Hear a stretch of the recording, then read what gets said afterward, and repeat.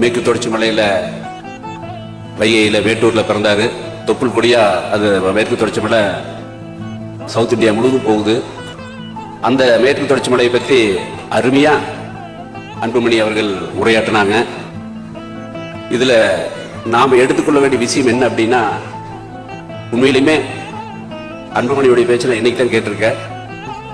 ரொம்ப டெப்தா நம்முடைய இயற்கை சூழல் இந்தியாவில் இல்லாத வளமே கிடையாது. ஆனால் அந்த வளமெல்லாம் அழிச்சிட்டு வருது.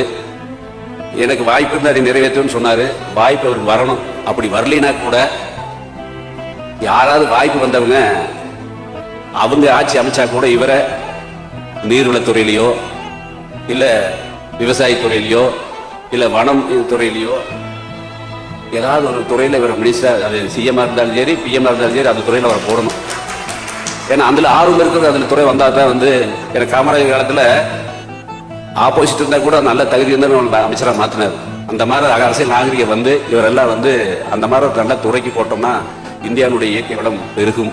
நம்ம அன்புமணி பேசின மாதிரி நீர் வளம் வந்தா தான் மண் வளம் உயரும்.